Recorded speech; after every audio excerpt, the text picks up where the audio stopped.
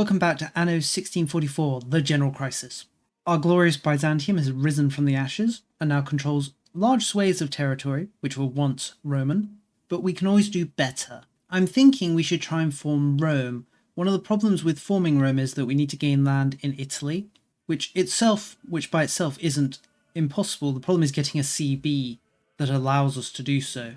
We essentially need to gain a border with an Italian nation, or we can just use the parliamentary CB when it shows up.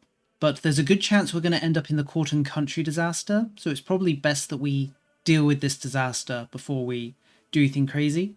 A lot of our land is still unintegrated, as you can imagine, because we just stole it from the Turks.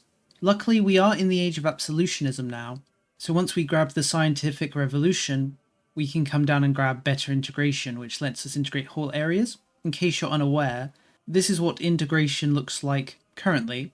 We have to integrate province by province, and there's a lot of them. And this is what it looks like if we integrate by area. As you can see, areas are quite large, so we can integrate a lot of territory relatively quickly. The scientific revolution has spawned over in England, so I might actually start improving relationships with them and seeing if we can't get them to just give it to us via the old giving naval access option. For now, I think we're just going to sit tight and focus on integrating land. We also need to bring down our war exhaustion. It is sky high, and that's going to make things difficult in future conflicts. After all, we don't want to capitulate, right? Our truce with the Ottomans ends in about 7 years, so we can prepare to strike them again. Unfortunately, they've lost hegemony status, so we can't use the tear down hegemony CB, so I think we'll just default to the good old restore Roman borders CB. We do have access to 2 more bureaucrats. Unfortunately, we're not going to be able to get what is, I consider, the best bureaucrat in the game. This one here that gives us an extra cabinet seat and gives us an extra local governor. Unfortunately, because you can only get it if we start as Trebizond or if we win the Fate of the Phoenix disaster, so that's too bad. With that said, since we exited the Byzantium succession crisis, I think we're going to grab the books. Good old books will help destroy the power of the other states. It'll give our legitimacy a little push and will increase our tax efficiency. If we can stack legitimacy gain high enough, we can actually make it so cost of court becomes free. We're not quite there yet, obviously. Our nobles are very unhappy due to events that happened in the Byzantium succession crisis. So I think once one of the integrations is finished, we'll focus on bringing up their happiness. Here's court and country. We'll take the absolutionist route. They will all, of course, submit to Roman rule. It's going to be around a decade before we can finish the disaster, though. And it's going to make everyone very rebellious. We should be able to overcome it, though. I might hold off attacking the Ottomans until the disaster is dealt with, though. To be fair, though, there's a good chance they'll attack us. There's also a good chance they'll form a coalition against us, because, of course, they really don't like us. We should see if we can regain our alliance with Austria or Russia, or perhaps both. The problem is the antagonism from the Ottomans is really putting them off allying with us. But I don't think it's a necessarily insurmountable problem. A lot of the antagonism is with vassals of the Ottomans, so I guess we'll just see if we can improve relationships with them a bit and solve the issue. Here's our parliament. We could, as I mentioned, get a parliamentary CB on, say, Spain, and use it to attack them and take land from their vassals in southern Italy. Problem is, we don't actually have a navy, and as we're in the age of absolutionism, we can't rely on naval levies. They've got minus 200% to their ability to appear. And it's not like we can just walk to Spain. So I think we're going to hold off on that. We'll need to build a navy. We'll need to end the court and country disaster. But once all that's done, we could easily build up a navy and go on the offensive. But for now, I think we'll just keep being relatively peaceful and focus on integrating our land. Well, the problem is we did have a revolt, and that pushed our war exhaustion back up after I brought it relatively low. High war exhaustion may just be something we have to roll with for the most part. The Russians have come back round. We'll ally with them. They're likely not going to help us in any war, but that's not really a big deal. It's more just having them as a support. Our truce with the Ottomans is now over. They've joined the coalition against us, but the coalition isn't really going to be made up of anybody. Most of these nations in the list here are just Ottoman vassals, so they can't even join the coalition anyway. It'll be unfortunate if the Ottomans do attack us, because it means we won't really be able to take land from them, but I won't necessarily cry if they do. I guess we'll just take money if they decide to attack. It'd be foolish of them to attack, because we are just stronger than them. Ooh, there goes our ruler. He lived quite a long time, died at 69. Unfortunately for him, he didn't actually have any sons, so his dynasty ends with him. Too bad. Now we'll elect a new ruler from amongst the various people within our nation. Our best candidate here is this 41, 70, 76. Not that good, I guess. He is better than our previous ruler, only slightly though. Hopefully the nobles produce a better potential successor in the future. Right, we're close to finishing the court and country. We just need to revoke a few privileges, but that's not a big deal. The hard thing to do is actually get the absolutionism up to 80. We're currently on 60, but even from all the pushes we're getting, we're only going to get up to 40 from all our modifiers, so we're a little reliant on events that give us absolutionism. Since we are in court and country, we do get events, but it's not something we can really control, sadly, right? We do have our CB on the Ottomans, so we could just strike them, even though we're in this disaster. And I think we may do so. I'll wait until our CB is about a year or so, maybe a month from expiring. Well, here's a nice event that gives us a little more absolutionism. We just need 3 more of those, and we should be done. If we finish the disaster before then, we'll strike the Ottomans immediately. If it doesn't finish, I think we'll strike them anyway. Since we're very much in I need a random event territory, just waiting around doesn't feel, oh, well, there's another one. Just need 2 more now then. And there's another one. We just need 1 more now, and we'll finish the disaster with the state being triumphant. And I think there we go. This should be enough absolutionism that we end the disaster. Yep, looks ended to me. Just need to wait for a month to tick. And there we go. The state is triumphant. Legitimacy will now grant crown power due to our success. And we gain a little bit of centralization. Both excellent. We can see we're gaining 15% crown power due to winning the court and country. I am going to hand out a few privileges right now, though. We're going to hand out land rights so that our nobles actually build things for us. We're going to hand out building road rights to the burghers so that they build things for us, specifically roads. And I think that'll be that for now. It's pushed our legitimacy down a bit, but it won't be too hard to recover it. Now let's strike the Ottomans. Russia will join, just as last time. We'll see if they're able to be a little more helpful. I mean, they were helpful last time, but either way, let's see how much war exhaustion. Okay, so neither of us have any war exhaustion, so it's very much going to be a fighting and winning battles sort of affair. Because we are using the Restore Roman Borders CB, it's unlikely we'll get them to capitulate without war exhaustion. So we essentially have no choice in that regard. Right, that's 20 war exhaustion. They haven't capitulated, but we don't need them to capitulate to take land. We can start doing so immediately. The only reason we would need them to capitulate is to take their capital. Where is the Ottoman capital, actually? It's all the way in Baghdad. I don't think we care about that then. We could start taking their land in the Balkans. This would potentially give us a connection over to Italy. Problem is, though, we're likely to run afoul of Austria. They're likely to be a bit of a block to us. Instead, what we could do is head for the Holy Land.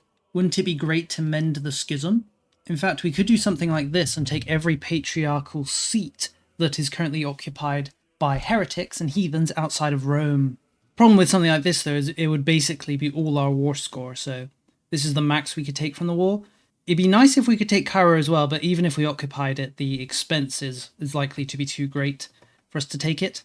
It'd also be nice if we could grab Cyprus, but again, it's going to be too expensive. We could take a bit of land in Serbia, say. There's some gold mines in Serbia, or some silver mines. I guess we'll grab one of them.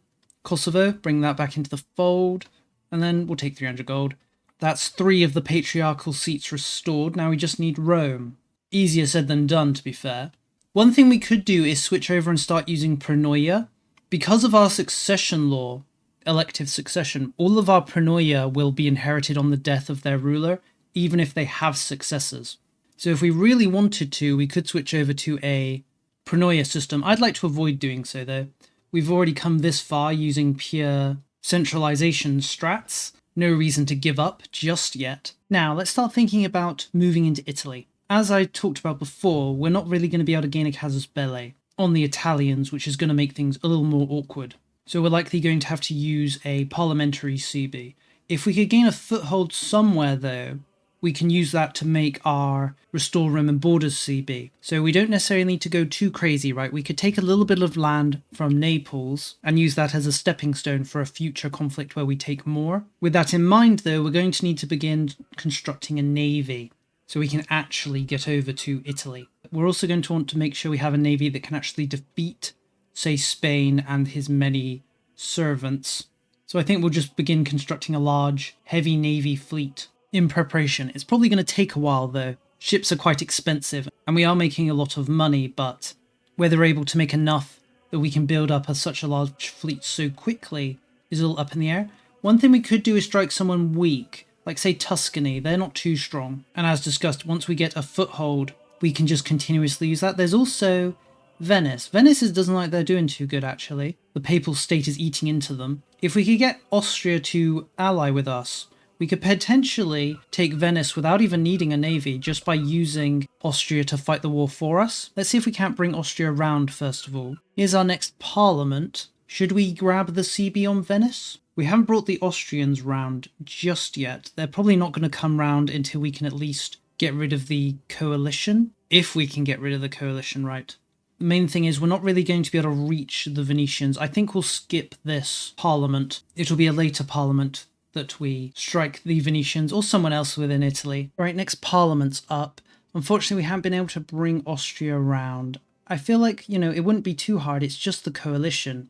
Even though the coalition is only made up of nations that can't actually join because they're Ottoman vassals and the Ottomans themselves, it just puts the Austrians off too much. We don't necessarily need them, right? The problem is we don't really have a navy that can match the Venetians right now. We are building up to 10 heavy ships. One thing we could do is declare war and hope the Venetians can get to us. That might be worth doing. Let's fabricate a CB on them. Wait a minute.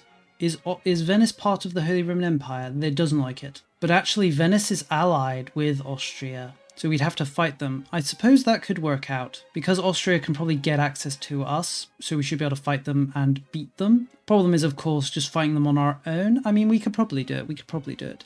Is there a better option? Spain doesn't actually have any allies, so it's just Spain and their vassals. They do have union members, though. But again, if we did fight them, we'd be relying on the Spanish to come to us so we can kill them, which could work. You know what, let's try it. Let's fabricate a CB on, let's say, Naples. We'll say our war goal is nothing crazy. Maybe we shouldn't go for Naples. Let's go for Sicily instead. Feels like a nicer spot for our first foray into Italy.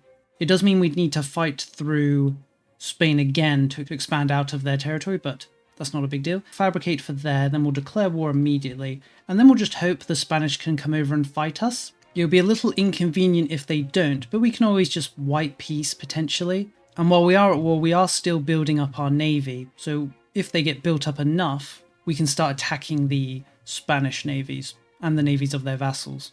Alright, our strategy isn't really working in our favour. To be fair, it was a pretty lazy strategy. The problem is the Spanish aren't bringing any of their soldiers over, we're just getting these Neapolitans who are coming over and dying, which does make things a tad awkward. We've gotten 2 transports built, so what I think we're going to do is try and very quickly ferry our army over to Naples. It's actually pretty easy because this strait here is so short.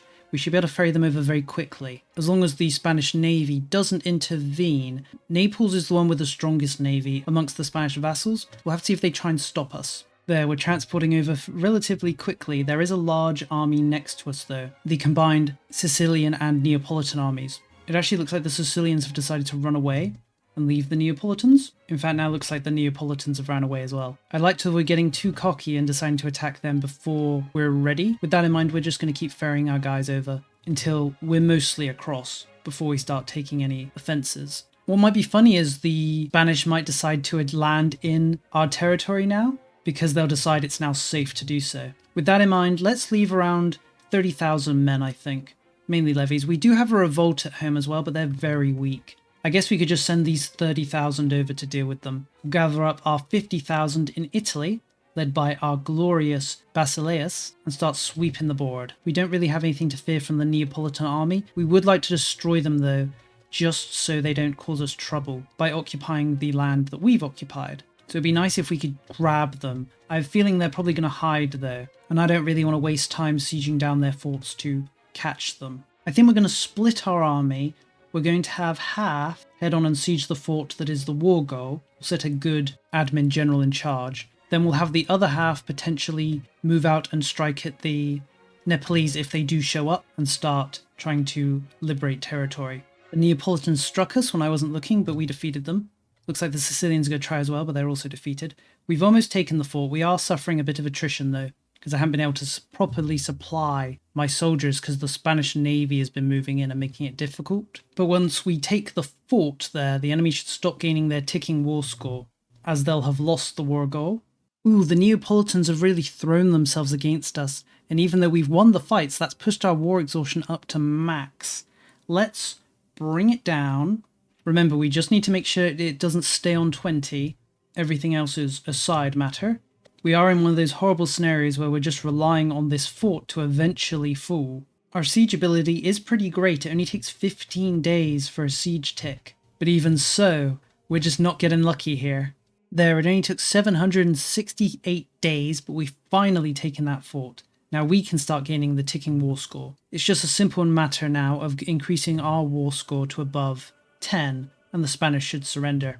The main thing boosting up their war score is them occupying some of these little islands around here. We could definitely bring our navy around and liberate them. We've got to be a bit careful though. Our navy is still relatively small. We've only got 12 heavy ships and 4 galleys that we stole. So if the Spanish actually bring their navy together, they can definitely crush us. They seem to be pretty bad at bringing their navy together though. Right, there we go. We've got enough war score now, we can just take our war goal. We could keep fighting and potentially take more, but because of how much this CB sucks, I think we'll just take what we can get. Oh, and we'll get 4,000 gold off them as well. At the very least now, we now have a foothold in Italy. So next time we attack them, we can use our Restore Roman Borders CB and really take a lot, potentially. Our truce is almost up with the Ottoman again, so we'll begin planning our next move against them. I'm thinking we try and fully expel them from Anatolia. After all, it is rightful Roman land. I think we're going to embrace the scientific revolution now. It's going to put us back a bit stability-wise, but I'd really like to get down and get the integrated areas as soon as possible, now that we have the option to do so. Alright, truce is up with the Ottomans. I think we'll just strike them. They just were in a war with Austria, so they should be pretty weakened, I want to say. I think they did win that war though, but at least their war exhaustion, it's already almost maxed. It feels like cheating, and it's probably my main complaint with this mod, but I guess we'll just go to war with them, wait a little bit for them to capitulate, or not even necessarily capitulate, and then we'll just take more land from them. And there we go, they've hit the 100. We'll take Cyprus. We could also liberate Trebizond as well, and as I mentioned, take a lot of this Anatolian territory. Could we take all of it? Ooh, we're going to fall a little short from being able to fully liberate Anatolia. That's sad. I guess what we could do instead is grab Egyptian territory. We still can't grab Cairo though, just because we haven't occupied it. I guess we could just go over and occupy it, right? To be fair, Cairo isn't the big cheese it normally is in EU5. It's only creating 20 ducats. Even Alexandria is more wealthy than Cairo. Very much nerfed. If only we could get something like that in the main game to nerf the Mamluks. With that in mind, I think we'll just grab our Anatolian territory. As I said, we can't grab all of it, but some will do, right? There we go. We'll also take a bit of money. It really feels like cheating, fighting wars this way. The problem is, of course, that the AI can't manage war exhaustion very well. So even though its situation isn't hopeless, the AI is kind of told once it reaches 100 war score to just surrender to whatever. So the moment their war exhaustion hits that 20, you can just peace out with whatever you want. Now, we have a new parliamentary issue. I'm thinking, should we just strike the Pope? He's alone in the world right now, has no friends or allies. He does have quite a large navy though. That would be the problem. He's got 37 heavy ships, 3 light ships, 15 galleys. We don't really match up to that. We are building more ships right now, 3 more war galleys, but that's not going to bring us to surpassing or overcoming him. I think we'll leave him for the moment. We'll focus on our next Spanish war, which should bring us up to the border with the Pope anyway. Aha, we've gained access to the new parliaments. Personally, I'm quite a big fan of the constitutionalist parliament here. It reduces the cost of asking for things from parliament like more taxes, a change to a law, more levies by 25%. Plus it increases all the state satisfaction by 5 and increases the agenda impact for the estates when it comes to giving them what they want in the parliament, which makes it easier to pass parliaments in the first place. The alternative would be this autocratic parliament. It does give 25% extra crown power and a push towards absolutionism. We're doing pretty great on crown power at the moment. We're over the 50, which I personally consider kind of the cutoff. There's nothing stopping us going higher than 50, obviously, going up to 60 or 70. But personally, once I hit that 50, I kind of stop caring about crown power as much. Our crown power is not at its apex because it's being brought down by our corruption. which is increasing due to the large amount of population we have outside of our control, as well as our negative stability. We keep getting hit by those negative events. So with that in mind, I think we're going to switch over to the Constitutionalist Parliament. It's going to push our legitimacy back a bit, but, you know, we'll be able to recover. We can always bring down our spending on legitimacy if it becomes a problem financially. And who knows, maybe we'll get a good event or two. Aha, and we finally unlocked Integrate Area. That replaces our existing Integrate Province action, and will now make it so we can integrate land very fast compared to before. I've made a slight error. I thought I would be able to use this border here to fabricate the Roman CB on these guys, that being Sicily and Naples, but I guess I can't because they're vassals. So we've opted for option 2.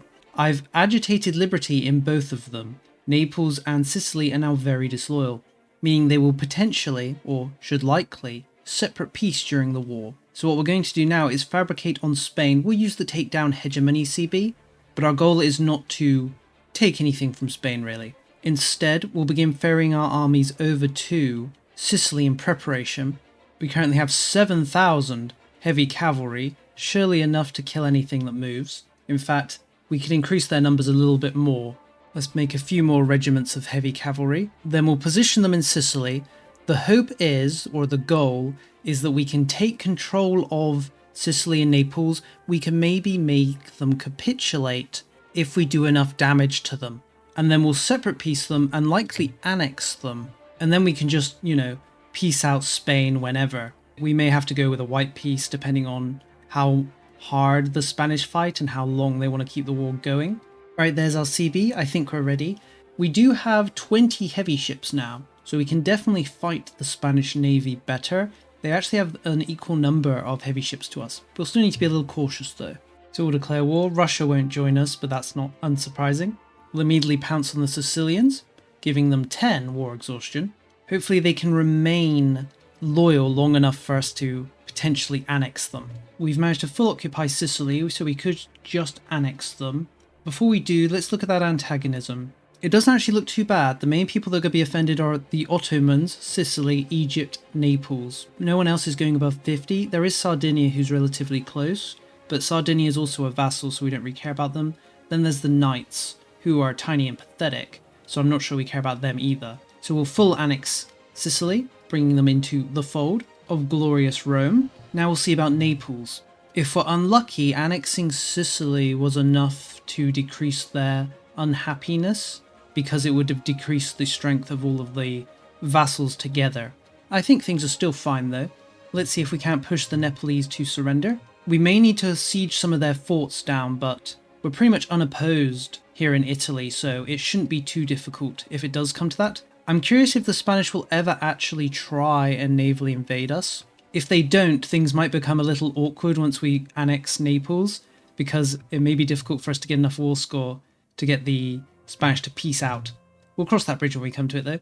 Alrighty, we can now annex Naples. This is going to be big on the antagonism though. We can ignore Naples themselves. The Papal State, they're going to gain around 200. Tuscany, more than 100. Lucca, more than 100. Milan, more than 100. Venice, more than 100. And then other nations like Genoa, the Knights, are all going to be pushed above 100. Even Austria is going to be pushed above 50. So a coalition against us is pretty inevitable if we take all this land. Before we do, one thing I kind of want to do is fight the Spanish to the point where they're willing to white peace so that we can make peace immediately once we take this land from Naples. One of the problems is, of course, we need the Spanish to accept the war's over. I guess we could always maybe give them something. If only they would come over so we can kill them all. But I suppose that's why they won't come over. We're going to preemptively increase relationships with a lot of the nations that are going to become hostile. It's probably not going to be enough to stop a coalition, but I don't think I'm really necessarily bothered by a coalition. Because of how war exhaustion works, as long as we fight a few good fights against the coalition, we should be able to bring them to the peace table relatively quickly. Right, we're going to annex Naples now. As I said, I did want to kind of just keep fighting until we could white peace out the Spanish, but the Neapolitans have actually become loyal to Spain, so we're just going to sabotage Spain's relationship with them a little, which should push them below 50, or we'll push them exactly to 50. That's not really what I had in mind. My plan of not annexing them straight away is kind of backfiring now. I'll have to keep an eye on the 50. It's on 50.04. If it just fluctuates a little down, we can annex Naples. Oh, we've managed to do it. Let's get Naples. This, of course, is going to increase antagonism a lot. We'll have to see whether it actually ends up being a problem. Now we're going to immediately begin fabricating a CB on the Papal State. All we need to do now is take Rome itself and we can become the Roman Empire. We also need the Spanish to peace out. They're not feeling too bad. Let's see. If we let them humiliate us, that will be enough. That's fine by me. Actually, I mean, I guess we'll lose some prestige, but we have quite high prestige income, so it doesn't really matter. That's that done. We're now going to experience a revolt by the Catholics. I actually shouldn't have de-raised my levies there. We should have used them to crush this revolt. It shouldn't be a big deal, though. It's just all of our Italian lands revolting. As I said, not a big deal. All right, we're ready. We're going to attack the Pope. The Pope has joined a coalition led by the Ottomans against us, so the Ottomans will join. They're also allied to France. France is currently at war, though, so we may not see much presence from them. To be fair, their war is abroad, but I'm sure it'll be fine. We are heavily outnumbered, but we just need like 2 good fights, right? 2 good fights to push their war exhaustion over the 20 limit. We're going to fight pretty cautiously for now, though. We're going to call up our levies and we're going to try and gather all of them, I think, before we try and fight the Pope. We really can't afford to lose any fights. We're going to ignore the Ottomans and potentially the French. Since the war leader is the Pope, if he surrenders or pieces out, the war ends instantly. So we don't necessarily need to do anything to them. We could go and fight the Ottomans and maybe cause their war exhaustion to skyrocket and for them to peace out that way. But as I said, I'd rather just grab the Pope. We can see he's got an army up here that's sieging forts. These are all regulars, though. The Pope's vast wealth is truly nothing to laugh at. Our army is mainly levies, but levies don't do too bad in this mod. There's definitely the potential for us to fight and beat the Pope. I mean, hypothetically, we don't even necessarily need to beat him. Even winning battles can push war exhaustion to the max. But we'd of course prefer to win. Oh, it looks like the Pope has transported a large army over to the Balkans to attack us. These are all levies. This could be really good, actually, because we don't really want to fight the regulars, and I'm not sure where the regulars have gone. They've vanished. But we could definitely rack up... Oh, there they are. No, actually, those are levies too. I'm not sure where the regulars are, but if we can just annihilate some levy armies, that should be more than enough to push their war exhaustion to the maximum. So let's quickly jump on these guys. There we go, that's 10 war exhaustion for both of us. Luckily, we'll be better at managing it than they are. Now, if we were just able to grab the papal armies that are over here in the Balkans, that would definitely push us over the, or at least close to, the war exhaustion limit. There's also some French armies roaming around here, and I guess we could also defeat the Ottoman armies. The Ottomans already start with quite a lot of war exhaustion, so it shouldn't be too much for us to push them out, and that might be a smarter thing to do than just ignoring them like I've been doing. Alright, that should be the Ottomans done. They're at, although that's also us done, we need our war exhaustion to dip a little bit. There we go. The problem is theirs has also dipped a little bit, so we need to increase this a little bit without increasing our own, which is easier said than done because of how war exhaustion increases, even if we win battles. I think actually we're going to use the Forbidden Privilege. There's quite a large army over here belonging to the Pope, mainly levies. We're going to call up some mercenaries. We do have quite a large bank, so there's nothing really stopping us. Before we do, though, we'll hand out the privilege to the nobles just to reduce the cost of mercenaries a little bit. Then we'll summon a force. They should be able to deal with those levies pretty easily. One of the problems we are experiencing is everyone runs away from us when our army gets close. They flee beyond the borders, meaning it's hard for us to catch them, defeat them, and increase their war exhaustion. So those mercenaries will probably help us do that. Unfortunately, mercenaries will also increase our war exhaustion, even though, you know, they're not really our soldiers. Aha, there's that Papal State army. Let's see if we can catch them before they potentially run away. They're so fast. I'm not sure who this guy is, but they have unconditionally surrendered.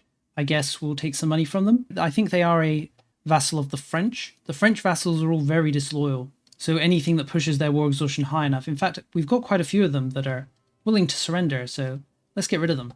Not much reason to keep them around if they're willing to peace out and hand us money.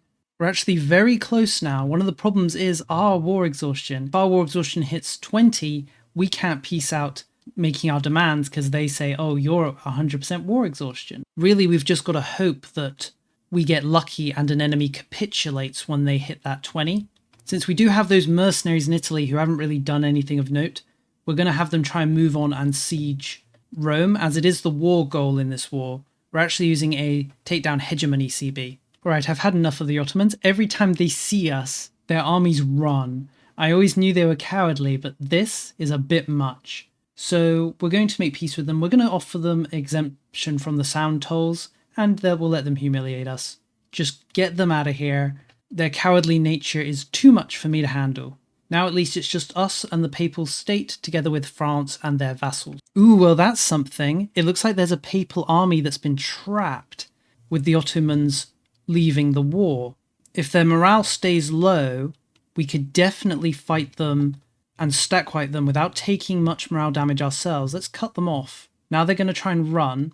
Because they're so deep within our territory, their ability to run is pretty low, and they're also going to lose morale quite a bit as they try and move. It looks like they've decided to make their stand here in this province. I guess we'll just jump them. We're not going to be lucky enough to be able to reduce their morale low enough that we won't take any losses ourselves. But we definitely win, push their war exhaustion to 20, but also pushed ours up too. We'll just have to hope they capitulate. It could happen. At the end of the day, we don't necessarily need them to capitulate. It'd be nice if they did, but even if they don't, we have a large bank, so we could just keep calling it mercenaries if we need the manpower to defeat them. And surely the French, after taking continued beatings, will eventually say, you know, we're out of this war. One of the issues, though, is the Pope himself is very rich, so if he decided to call it mercenaries, that would put us in a poor situation, right? I'm not sure we'd win a mercenary war between the two of us. Mr. Imperator, we got him. After a brutal conflict which has killed 300,000, mainly mercenaries on both sides, we've managed to rack up enough war score that the Pope will surrender. We haven't been able to capitulate him. He just won't accept it, no matter how many times he hits that 20 war exhaustion. We could take quite a lot of land from him, I guess. We wouldn't be able to full annex him, though. And we've already got quite a lot of antagonism, so it's probably not a great idea. But even so, we're going to do it. We'll push the Pope back into northern Italy. The seat of Rome has been restored, and with it the Pentarchy. We now have access to the Mend the Schism action, which we can actually do right now. So I think we will. We'll mend the schism. There is but one Christian church. Now let us form Rome. The problem with forming Rome is it's actually going to kind of destroy us economically. It's going to move our capital to Rome, which means all of our local governors we have scattered around are going to vanish, blow up even, which is going to collapse our control in what is essentially our actual country, which will in turn tank our economy. But let's do it anyway. From humble beginnings, we have reformed the Roman Empire. Rome is back, and probably better than ever. The inevitable economic collapse we're about to experience isn't great though. Personally, I'd prefer to move my capital back to Constantinople. Staying in Rome is thematic, and Rome isn't too bad off economically. But still, I'd much rather have my capital be in Constantinople, which is doing much better economically than Rome, and I can have my local governors scattered around in places like Alexandria and Trebizond and Antioch to increase my wealth further. But for now, I think we'll leave things here. We have successfully formed Rome in 1734, as it probably should have been. I'll thank you for watching. I'll hope you enjoyed this video, and I'll see you next time. France has converted to Orthodoxy. Rome, the city where it all began.